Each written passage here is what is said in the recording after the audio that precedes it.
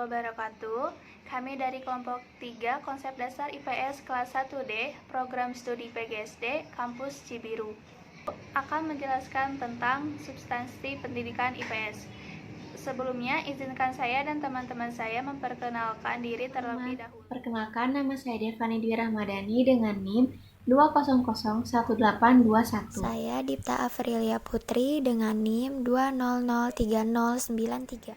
Perkenalkan, nama saya Gina Fauzia Hazima dengan NIM 2000223. Halo, dengan saya Nur Familiano, NIM 2000554. Saya Putri Nurisnaini dari kelompok 3 dengan NIM 20690.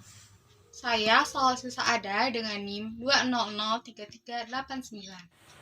Nama saya Syifa Munafisah dengan NIM 201029. Di sini saya akan menjelaskan apa sih maksud ilmu pengetahuan sosial itu. Ilmu pengetahuan sosial adalah mata pelajaran yang mengkaji tentang peristiwa, fakta, konsep, generalisasi, nilai dan sikap, keterampilan sosial, intelektual, dan personal yang berkaitan dengan isu sosial. Pendidikan IPS bidang studi yang diberikan pada jenjang pendidikan di lingkungan persekolahan. Tidak hanya memberikan bekal pengetahuan saja, tetapi memberikan bekal nilai dan sikap serta keterampilan kehidupan peserta didik di masyarakat dalam berbagai karakteristik. IPS juga mempunyai tugas mulia yang dapat menjadi penting bagi pengembangan intelektual, emosional, kultural, dan sosial peserta didik, yaitu mampu menumbuhkan cara berpikir, bersikap, dan berperilaku yang bertanggung jawab. Tujuan pendidikan IPS itu sendiri membantu siswa mencapai keberhasilan dalam berpartisipasi dalam masyarakat. Paling tidak, menguasai 4 tujuan umum, yaitu pengetahuan, keterampilan, sikap dan nilai, serta kegiatan dalam masyarakat. Peristiwa dalam ilmu pengetahuan sosial secara sederhana, peristiwa atau kejadian adalah hal-hal yang pernah terjadi. Kejadian yang dimaksud di sini ialah semua kejadian di atas muka bumi, bahkan di alam semesta, yang menyangkut kehidupan manusia. Jadi, peristiwa adalah semua kejadian yang benar-benar terjadi di atas muka bumi dan alam semesta yang menyangkut kehidupan manusia. Substansi pendidikan IPS selanjutnya yaitu fakta. Fakta dalam bahasa Latinnya disebut factus. Secara harfiah, kata fakta merupakan sesuatu yang telah diketahui atau telah terjadi dan benar adanya. Fakta dihasilkan dari data yang diperoleh di lapangan atau di tempat penelitian dengan prosedur tertentu. Adapun ciri-ciri utama fakta yaitu yang pertama bersifat khas, yang kedua bersifat konkret, yang ketiga tidak berulang. Maksudnya, fakta bersifat khas yaitu pernyataan yang sesuai dengan kenyataannya seperti halnya bersifat konkret atau benar adanya, sehingga apa yang sudah ditetapkan tidak dapat diubah kembali. Terkait konsep adalah sebuah ide yang menggambarkan hubungan dua atau lebih fakta, seperti halnya kebutuhan manusia. Terkait konsep itu ada pendidikan, makanan, keselamatan, dan lain-lain. Lalu ada studi ilmu-ilmu sosial yang memiliki beberapa aspek, yaitu ada aspek ilmu sejarah, ilmu politik, ilmu ekonomi, ilmu sosiologi, ilmu antropologi, ilmu geografi, dan ilmu psikologi. Dengan demikian, ilmu pengetahuan sosial memiliki beberapa pengertian, yaitu pertama, ilmu pengetahuan sosial adalah disiplin ilmu dari disiplin ilmu-ilmu sosial. Yang kedua, disiplin ilmu ini diajarkan untuk memenuhi pendidikan dan pembelajaran di sekolah maupun di perguruan tinggi. Dan yang ketiga, meskipun disiplin ilmu ini dari dasar-dasar ilmu sosial yang berdiri sendiri, namun dapat ditarik benang merah pada aspek-aspek nilai yang dikembangkan tiap-tiap ilmu dengan disiplin ilmu pada kajian-kajian tertentu yang relevan. Nah, teman-teman, konsep ini membantu kita dalam membedakan maupun menggabungkan faktor yang ada di sekitar kita. Dalam hal ini, disiplin-disiplin ilmu memiliki banyak sekali konsep. Yang pertama, ada konsep ilmu sejarah yang mengenakan kita konsep migrasi, perdagangan, uang kuno, dan lain-lain. Lalu yang kedua, ada konsep ilmu ekonomi yang mengenakan kita terkait konsep perdagangan, tukar-menukar, produksi, distribusi, dan lain-lain. Yang ketiga, ada konsep ilmu geografi yang mengenakan kita konsep tanah, air, udara, sungai, dan lain-lain. Dan yang keempat, ada konsep ilmu antropologi yang mengenakan kita konsep kebudayaan, peradaban, kepercayaan, dan lain-lain. Lalu yang kelima, ada konsep ilmu sosiologi yang mengenalkan kita konsep norma sosial, kerjasama, organisasi, dan lain-lain. Nah, yang terakhir, yang keenam ini adalah konsep ilmu psikologi, di mana konsep ini mengenalkan kita terkait norma perilaku sosial, kebudayaan masyarakat, maupun interaksi sosial. Seperti itu, Di teman-teman. sini saya akan menjelaskan mengenai generalisasi dalam substansi IPS. Generalisasi adalah suatu proses penalaran yang bertolak dari sejumlah fenomena individu menuju simpulan umum yang mengikat seluruh fenomena individual yang diselidiki. Generalisasi dalam IPS merupakan gabungan dari dua atau lebih konsep. Misalnya, konsep uang, keinginan, kebutuhan. Ketiga konsep tersebut digabungkan untuk menggeneralisasi bahwa kita menggunakan uang untuk memenuhi kebutuhan dan keinginan. Nah, dari generalisasi tersebut juga menunjukkan bahwa adanya hubungan sebab akibat dan ide abstrak. Dalam rumpun ilmu sosial, terdapat sejumlah keterampilan yang dapat diklasifikasikan menjadi keterampilan berpikir, keterampilan teknis, dan keterampilan sosial. Dalam keterampilan berpikir, yang paling penting di ilmu sosial yaitu menarik kesimpulan, membuat generalisasi, memecahkan masalah, dan membuat suatu keputusan.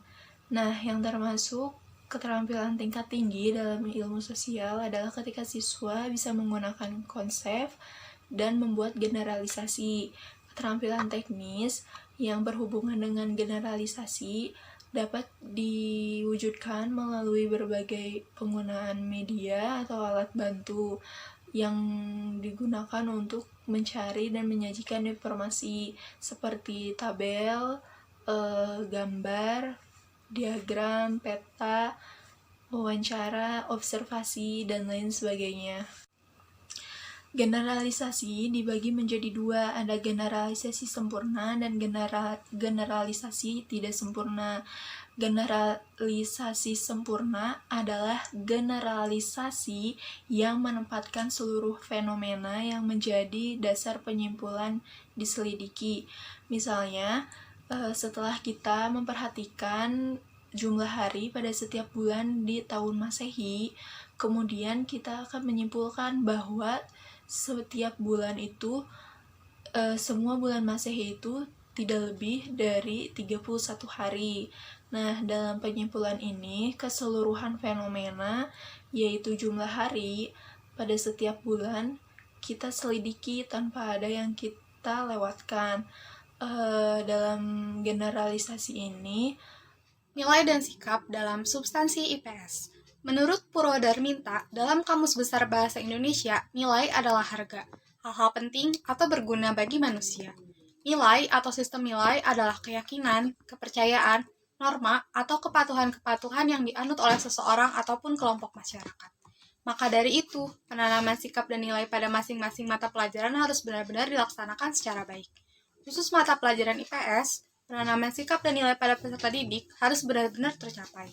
Hal itu karena IPS banyak mengajarkan tentang sikap dan nilai baik pada kehidupan di keluarga, sekolah, dan kehidupan masyarakat.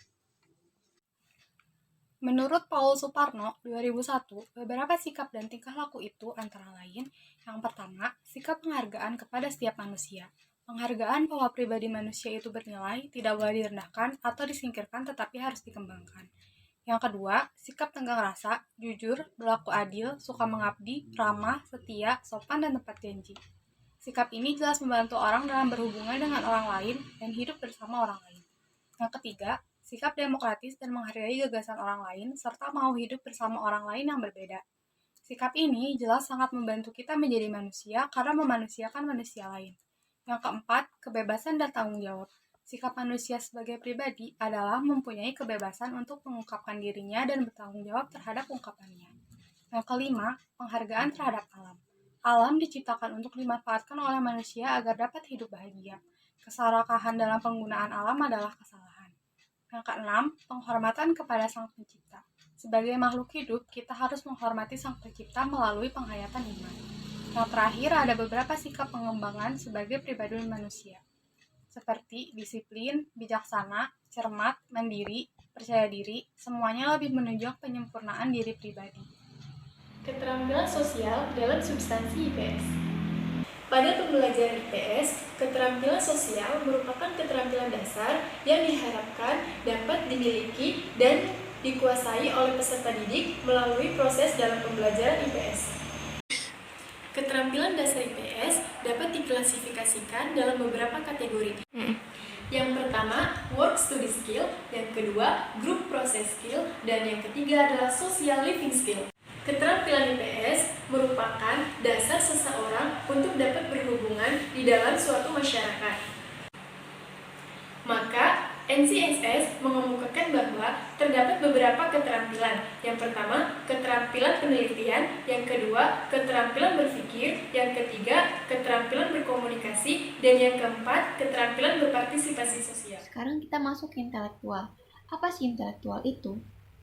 Menurut Ifred Binet dalam Sobani Irfan, intelektual itu adalah suatu kemampuan dalam hal menalar dan menilai, berpikir secara menyeluruh, menciptakan dan merumuskan arah berpikir spesifik, menyesuaikan pada hasil akhir pencapaian, dan kemampuan mengkritik diri.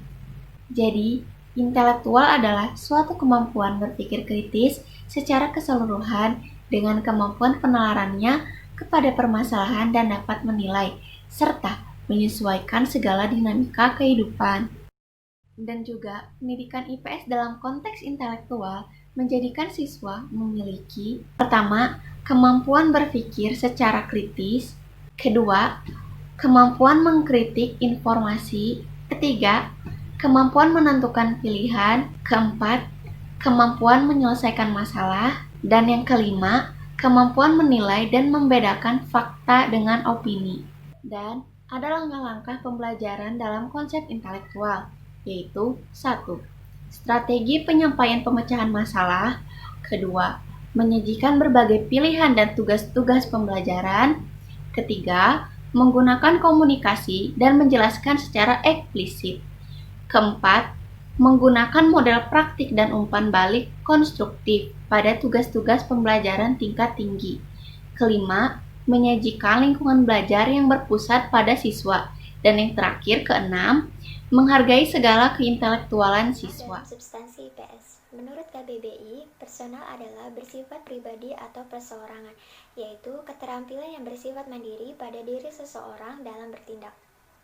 Menurut Roach dan Warren, personal adalah suatu kepribadian yang dapat terbentuk oleh faktor biologis, psikologis, dan sosiologis. Pendidikan IPS merupakan salah satu mata pelajaran yang mampu mengajarkan kepersonalan pada anak didik dengan cara mempelajari ilmu-ilmu sosial yang telah disederhanakan dan dipelajari secara bersamaan, sehingga membuat daya pikir anak berkembang. Hal ini dimaksudkan agar anak memiliki kemandirian untuk memecahkan masalah dan bertanggung jawab atas hal itu. Kemampuan personal yang diharapkan dapat dimiliki siswa dari pembelajaran IPS. 1. Berkomunikasi secara efektif, optimis dalam menyelesaikan permasalahan, dapat memperhitungkan sebab akibat dari suatu langkah yang ditempuh, dapat mempertanggungjawabkan perbuatannya, memiliki kemandirian, serta memiliki kesadaran tinggi akan kehidupan sosial. Nah, yang selanjutnya ada keterkaitan yang mencakup substansi IPS. Dalam substansi IPS itu yang pertama adalah fakta.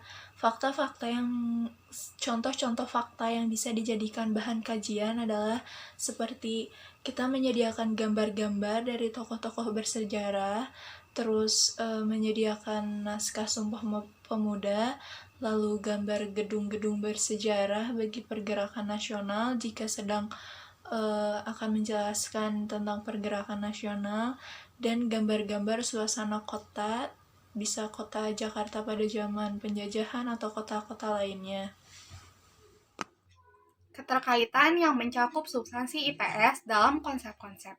Yang pertama ada nasionalisme, imperialisme, kolonialisme. Yang kedua, kaum pergerakan, persatuan bangsa, kemerdekaan, dominasi asing, patriotisme, organisasi politik, HAM, dan seterusnya. Generalisasi. Setiap manusia pasti mengalami perubahan. Penjajahan selalu mengakibatkan konflik dan kesengsaraan. Keterkaitan yang mencakup substansi IPS dalam nilai-nilai. Yang pertama, ada nilai material, yaitu segala sesuatu yang berguna bagi jasmani manusia, contohnya peserta didik telah menikmati hasil kemerdekaannya. Yang kedua, ada nilai vital, yaitu segala sesuatu yang berguna bagi manusia dalam melaksanakan aktivitasnya. Contoh, yang pertama yaitu cermat dalam meneliti ulasan sejarah. Yang kedua, objektif dalam menilai informasi. Yang ketiga, kreatif dalam memprediksi. Nilai yang ketiga yaitu nilai kerohanian, adalah segala sesuatu yang berguna bagi rohani manusia, contohnya bersyukur kepada Tuhan Yang Maha Esa. Yang kedua, rasional dalam berargumentasi. Yang ketiga, memiliki empati terhadap pengorbanan para pahlawan. Keterkaitan yang mencakup substansi IPS dalam sikap yaitu bersyukur kepada Tuhan Yang Maha Esa disertai rasa tanggung jawab, tanggap terhadap perkembangan zaman, bersikap terbuka dan toleransi terhadap pendapat orang lain, bangga sebagai bangsa Indonesia dan mencintai bangsa dan tanah airnya. Nah, yang selanjutnya dilihat dari substansi keterampilan intelektual. Yang pertama, ada melukiskan, menyimpulkan, menganalisis informasi, konseptualisasi, generalisasi, dan membuat keputusan. Dan yang kedua, ada memperoleh informasi, membentuk konsep, generalisasi, mengorganisasikan informasi, mengkritik informasi, mengambil keputusan, menafsirkan data, dan menyusun laporan. Keterkaitan yang mencakup substansi IPS dalam keterampilan sosial adalah berkontribusi dalam memberikan gagasan menjadi 1. Pendengar yang baik. Kedua, mampu menjelaskan. Ketiga, mampu mengadakan wawancara. Yang keempat, mampu berperan dengan baik. Yang kelima, mampu bertanya dengan baik. Contoh keterkaitan keterampilan personal dalam substansi IPS yaitu siswa mampu membaca peta, membuat denah, mampu mengenal waktu kronologis, dan dapat menerjemahkannya ke dalam konsep waktu maupun bekerja secara kelompok, sehingga siswa dapat memiliki keterampilan praktis, mampu belajar mandiri, mampu memimpin dalam diskusi, maupun dapat mengendalikan emosinya.